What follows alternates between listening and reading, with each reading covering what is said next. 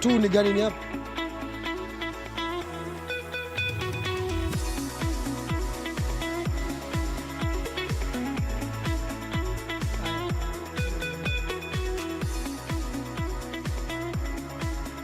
We are now sections in segment 2.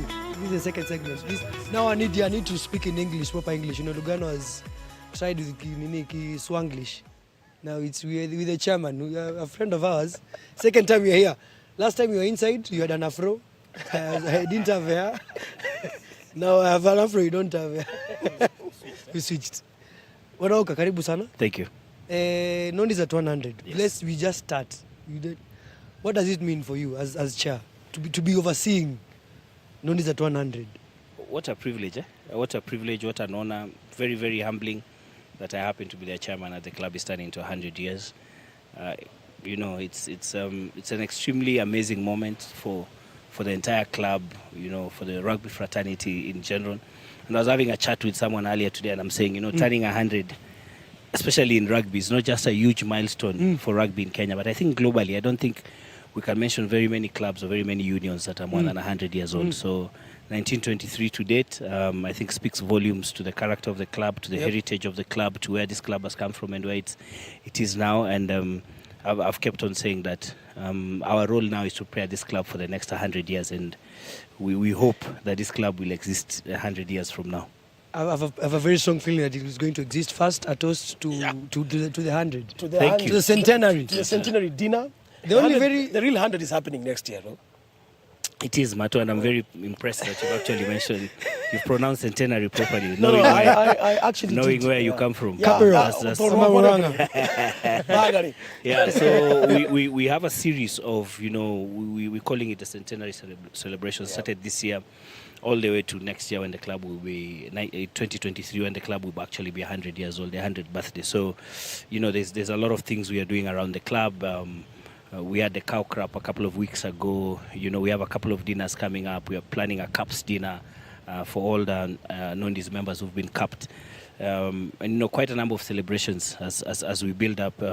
We opened our museum the other day and dedicated it to Dickie Evans. Huge milestones. And I think everyone in the club is really pulling together to ensure that, you know, we cap the 100th year in the manner that it deserves. Just to mention that you're capping the 100th year in the manner that deserves. You've played your second game today against Daystar.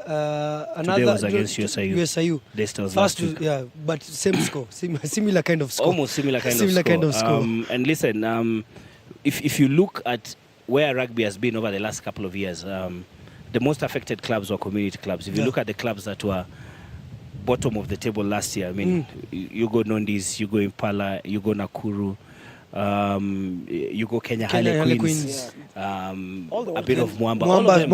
All of them are community clubs.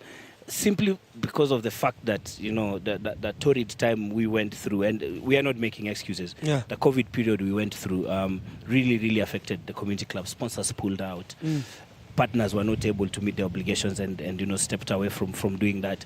And it hurt us. And institutional clubs have the advantage of having had a backing behind them. Universities could keep kids together in the university to be able to continue playing and training, and all the other institutional sides that are backed by you know, a marketing department, and I won't call them big budgets, by a substantial budget behind them. They were able to, you know, continue playing some semblance of rugby, and that's where the rest of us suffered from. We then got relegated, and I think for us, it was also a period of a lot of introspection amongst ourselves, saying, this has happened, you know, talking to the lads, talking to everyone and saying, listen, it's not the end of the world. It also means that you've gone down, and the best thing about being at the bottom of the barrel is there's no further. You can't go further down. You can only go up. And I think the boys have responded to the challenge extremely well. We really haven't lost any player. We've retained all the players who are in this club. We've actually welcomed a couple of other new players who've come into this club, which is very interesting. And listen, they've taken up the challenge. They know for sure that they don't deserve to be where they are at the moment. And I think for them it's just to go out there without disrespecting everyone. You know, anyone, play good rugby, get it over and done on the pitch. We had a a couple of barazas and they said, listen, we lost on the pitch. We need to win on the pitch to come back up and bounce back up. So very, very impressed by how they're doing it. John Auka Gecheo, when you stepped onto this mantle of chairman of Nondies, you were at a very bad place in terms of even the kit at one time. When we were watching Nondies, we were like, is this Nondies? What is it that inspired you and pushed you to bring this club to where it is now? We started bringing dinners, started bringing players from other countries and all that stuff. What pushed you?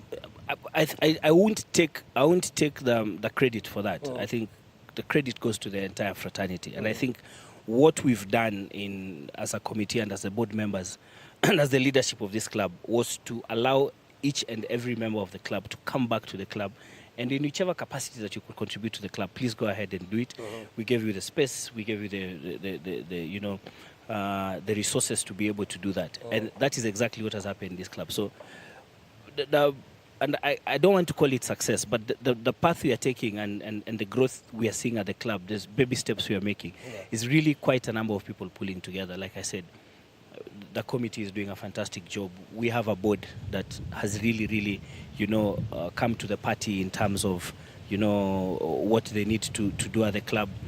We have a coaching unit that has, put their head up, despite all the challenges that they have. They don't get half or a quarter of the budgets that, other coaches get. And these are all volunteers. Exactly, and it's all volunteers. And remember, like I said, we are a community club. There's a social aspect to the game.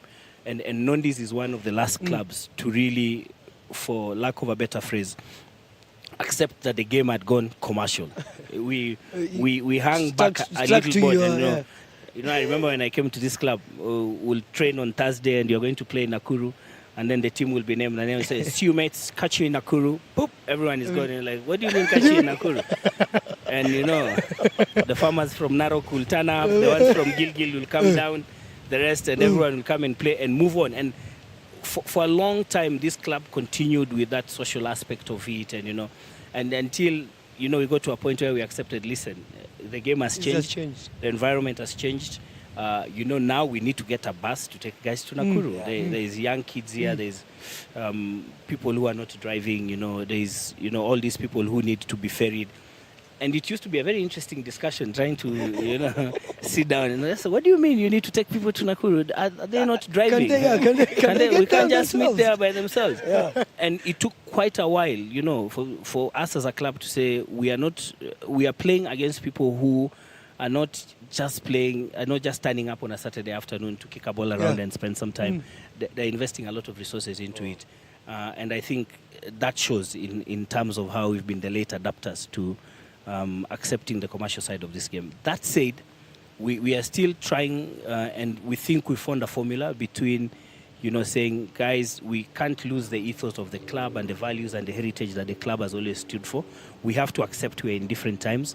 But we more than anything else,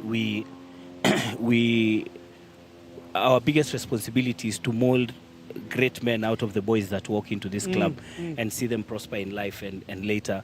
And I think if we get the aspect of the person who walks into this club right, then the championships will come, the trophies will come, the medals will come, and we are confident about that. I think you've already mentioned, you've touched on my next question.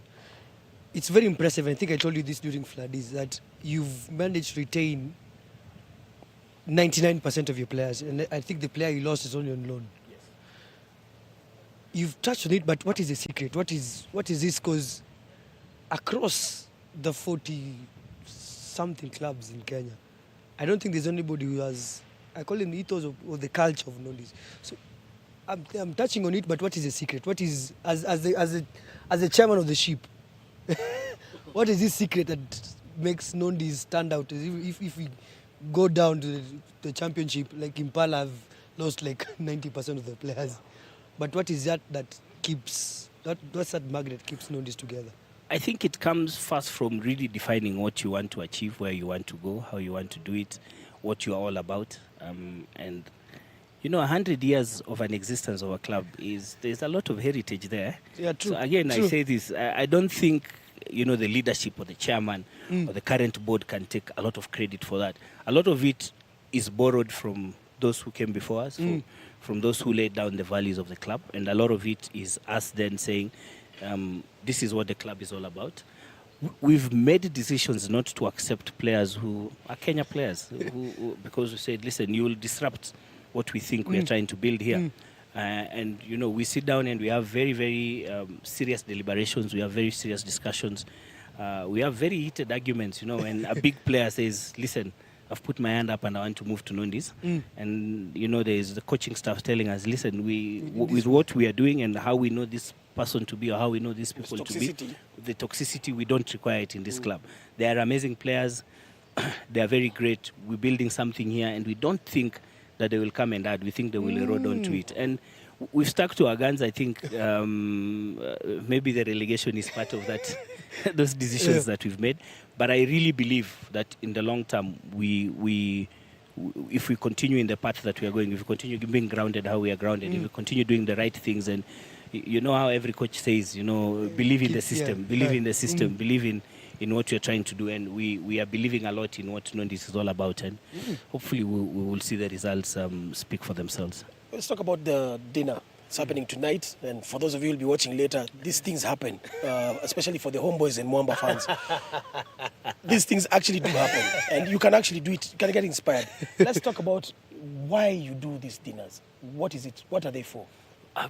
Quite a couple of fronts why we do this dinner. It's our one opportunity to get each and every Nondie who's available to just come up and just relive the good old days and, see their mates, see the people who they played with, enjoy a good time with the old folks. There's people who take it very, very seriously. It's part of the social fabric of this club, and we don't want to lose that, and we will not lose that. Remember, we always get a speaker. This year we have Simon Shaw, former England international, former Lions. He's been awarded the MBE by the Queen, really, really big personality coming down. We've had people like David Campisi here, Jean de Villiers. We've had him here. Butch James has been here before. David Campisi. Mike Cat has been here for dinner. The late, he passed on last weekend, the Scottish... Dodie Ware, Lord rest his soul in eternal peace. We've had some really big names that come down here. And what that also does for us, it gives us what we really is a fundraising opportunity for the club. So we also raise some money from the dinner, for the tables that we pay, the auctions that we do, the raffles that we do. We raise some money for the club, and that sustains us over a season or not. So it's really a culture of the club. Very important that we also award cups during the dinner every year. A very huge milestone for the club. We only award 2 cups every year, and it speaks volumes for you to get a cup in this club. So again, a fantastic opportunity for just the rugby fraternity to come together, to do a bit of fundraising, to have a good time together.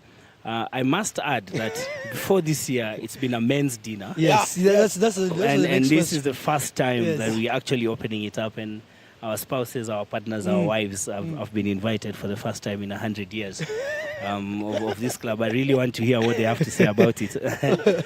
But I think the rugby space is also opening up, and I think it's time that we change some of these stereotypes that we've had as men and as rugby people over the years. So we're excited, and we're looking forward to having our wives attending the Nondies dinner this year. You've mentioned, so I was going to ask you about what to look forward to. You mentioned the spouses, so it's the first time you're opening up to women, to the ladies, to have fairer sex. So what else can you look forward to? Apart from the address from Simon Shaw, which I think is going to be... I'm told Simon Shaw is an amazing speaker. I can't wait to have you I'm not sure the head clearance is the tent. I'm worried about that. The clearance, the tent seems a bit too low to accommodate him. But listen, again, we will stream this dinner live. It's the first time we'll be doing it.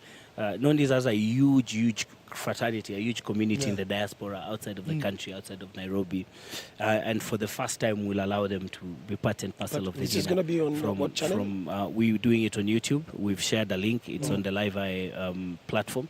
So we've shared a link on the Live Eye page for each and everyone to join us.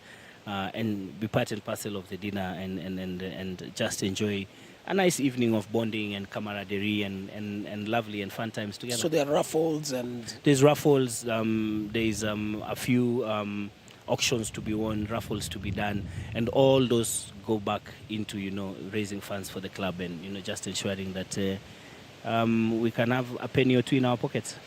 Now, from Auka the chairman to Auka the Nondies guy.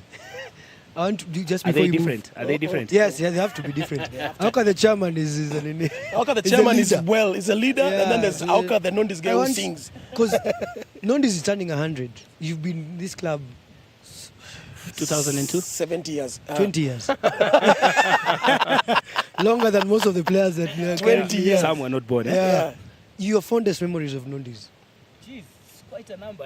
Lugano was here earlier. He talked about, going on tour with this club. Yeah. And I think going on tour with any rugby club is amazing. I've played for only 2 clubs. I played for Machine, then I came to Moniz. Going on trips with this club has been very amazing. Some of the dinners here are something to write home about. I think this is a family show, so I'd rather not go into the details. It's a fucking family show. This is true. I'd rather not go into the details, but we've seen a couple of guys, have a good dance with their birthday suit on top of tables here, and quite a bit of stuff to write home about. Listen, I think one of the things that sports does, and rugby in particular, is just bring a bunch of really diverse guys together. It becomes a melting point of just different kind of human beings, different kind of people, and what that then throws out to you can be very interesting. I mean, I've had very good tours with Nondies. I've had very good wins with Nondies. There are people today, I've never called them by name. I either call them roommate, and all that is said with a small wink, because the story there's quite a lot of stories that go. And like I said, it's a family show. So really, it's been great. And I think when I look at it, when Thomas Opio threw at me the gauntlet to be chairman of this club, lied to me, if I might say, I'm going to put it that way. It was one of those really stressing moments for me. Are you up to the task? You question a lot yourself a lot about that opportunity and that role, and am I up to the task and everything. A lot of people have made it very, very easy for me to be chairman. Dickie Evans has really held my hand. He's really been very supportive. Andrew Jackson has been an amazing chair of the board and very, very supportive, and the entire board, Clive Evans, Pete Francom, Robert Chels, the entire board and the guys I've worked with, and they've made it really. And when I look back now, I think for me also chairmanship of this club has really been a highlight. It's really been amazing. It's really been a fantastic time to have been given that opportunity, to be a leader, to play a leadership role in this club. It's coming to an end soon, and Nondies is a Mzungu club, so there's tenure. Sorry, I thought this Auka was from Scotland. I don't understand. There's tenure of office. You don't stay until you die like an African leader. So how long? Another 20 years? Or? I wish. Another 20. Another 20. You don't worry. You'll wrap your head around it. But but I mean, that has been a huge privilege for me, and I don't take it for granted. So you talked about tenure. Yeah. So what next for Auka Gecheo? What after you? I see where you're going, Martin, with this. That's where you need to go. I'll go home and spend some time with your family. Dedicate a bit more time to my loved ones. Oh, your loved ones. Who are already aging and they're already going to be moving on. Give you probably 5 years leave. Once you're done with your 5 years with your family, where do you see yourself? Currently, this country, we've been facing a lot of problems. A national team that is like the army. For me, somebody actually mentioned that there's no way you're sending the army to, say, Zaire or Congo right now without facilitating them as a national government, without arms and bullets. So our national teams are the same place right now. We have a Kenya Sevens team asking for an Mchanga, which is shameful. States talked to us as clubs and rugbymen that we've also failed our young men. Now, what are your views, or what is your view about what's going on in this current system we call Kenya Rugby? So I think the first point for me will be to really take collective responsibility for the state that we find ourselves in. A lot of fingers have been pointed at the board. A lot of fingers have been pointed at the chairman specifically. And I believe a lot of us who've been in the game, we are equally culpable of this. We are as good as the leadership we put in position. And while I strongly believe that Jeff Gangler is a very solid person, is a very solid chairman, I've voiced this before and I've said it. I think we've surrounded him with the wrong kind of people and where he is at the moment is just exactly sitting duck. He's a sitting duck, and where Kenya Rugby is at the moment is just a proper exhibition of the kind of leadership that we've put into the game. Yep. And when I see people getting surprised, I ask, we had elections the other day, who did we vote into office? What did we expect? Did we expect, that they will all of a sudden provide magic? So I think we all need to take responsibility collectively. We all need, as clubs, as a fraternity, as people in the game, to take this responsibility collectively. But more importantly, we need to then say, how do we address it? Yes. How do we go back? How do we change the fortunes of Kenya Rugby? And it will start right from the club level. Who are the kind of people we are bringing into our clubs, accepting into our clubs? Who are the kind of people who are going into leaderships in our clubs? And ultimately, who are the kind of people we are sending to Kenya Rugby, to try and steer this game for us? And if we don't have the right people, we'll go in the same direction, in the exact direction that they intend to take the game for us, and that's where we are going. So I mean, there is and I think it was very magnanimous of Gangler to stand up and apologize and say he takes blame for this, and I pity the man. He's really between a rock and a very hard place. And it's unfortunate for him. It's really unfortunate for him. It's unfortunate for the game. But I think, like I said, all of us have to take collective responsibility. We have to sit down as stakeholders of the game. If we think we care about this game, we have to address it. And more so for those of us who are in the game. I see a lot of people pointing fingers from outside and saying, we are not doing that, Nani, and so and so. But I think what is more important is for us in the game to accept where we've critically failed the game and say, how do we address it, and take it by the scruff of the neck and see what we can do about turning the game around. Finally, I think finally about the game. Where do you see us in the next 5 years? Because we are in the bottom of the pit. Have you heard that guy who's asked, where do you see yourself in the next 5 years? Says, brah, I just want to see Friday. I'm just here until Friday, brah. I think where we are now, I just want to see the dinner tonight. You're making this too complicated. It's like a relationship. Listen. What are we? A lot of analogies have been thrown forward. There's a lot of comparisons, cricket and and hockey and I'll be the last person to ever stand up. I've been involved in sports for quite a period of time, and while I don't condone mediocrity, or I don't, I'm not the kind of person to sit back and say, hey, we are where we are. This is how it is. I think there is much more that goes into getting any sport moving forward, getting it being managed well, proper administration, getting the results and all that. And I think a lot of us view it very superficially. I always give the example of the German team that won the World Cup in 2018. 2014 in Brazil.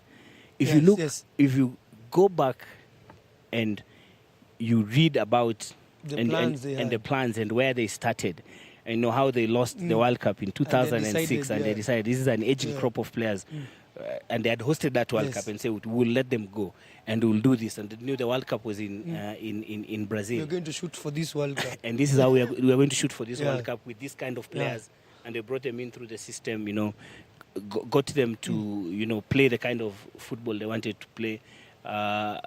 Even just going into Brazil like 3 years before, building an entire complex, an entire high performance complex in Brazil for their team. We are coming here. This is where we'll come. This is where the conditions are right for us. This is what we'll do. It takes much more than hoping that Pura and Ball Mbele will take us somewhere. Vibes and inshallah. Vibes and inshallah. So we need to put in a bit more effort into it. But I honestly also don't think that it's not all lost. There's a couple of clubs who are putting in quite a big... If you look at what Oilers are doing down in Nakuru, listen, it's very, very commendable. Yeah. Listen, even KCB, I understand the budget for KCB has been increased. Well done, KCB. Brilliant. Yeah. That speaks volume to It's confidence. the confidence that people have in the game. Where are we losing it at the national team level? We need to inspect that a bit. Yeah? But like I said, we also need to take responsibility. We need to come in. We need to start it at club level. We need to build up from there. I think we're bringing up a bunch of really enterprising and good and promising young lads who can play this game at a very high level. Where are we losing them when we get to the elite level? And what are we doing wrong? And how can we address it? I don't think all is lost.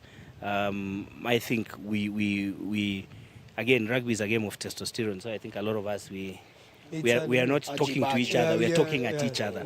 So maybe we need to sit down, talk to each other. Are we pulling in the same direction? Are we batting in the same corner?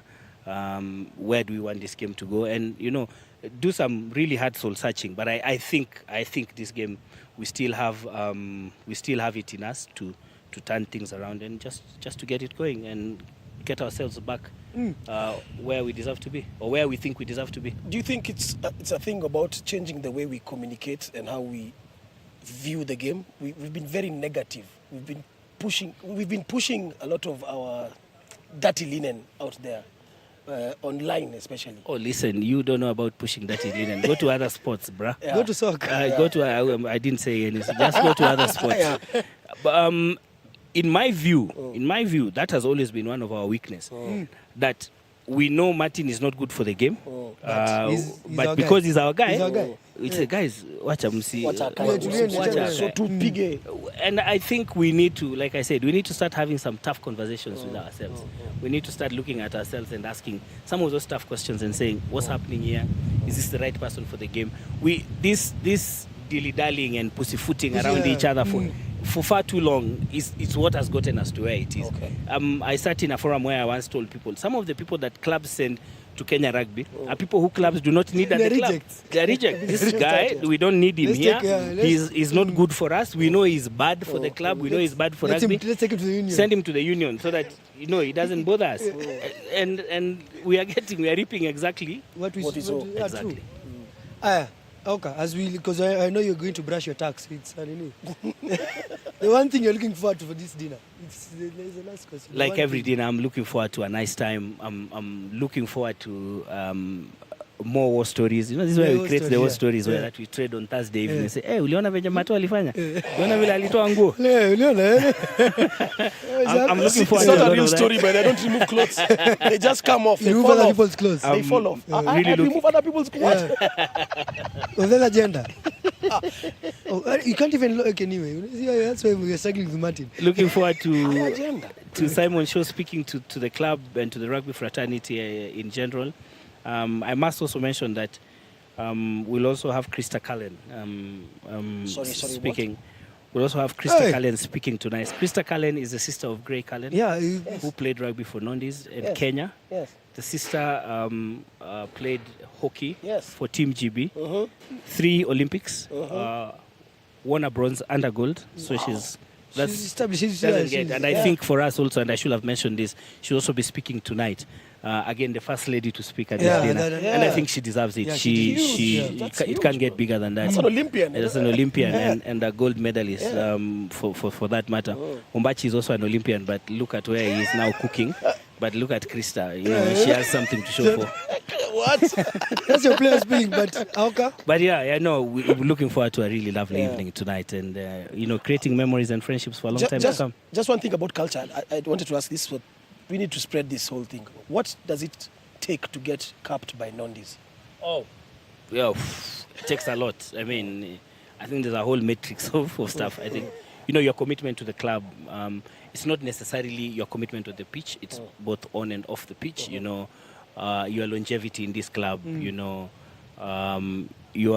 belief in the ethos of this club and just, ascribing to them and living by them day by day.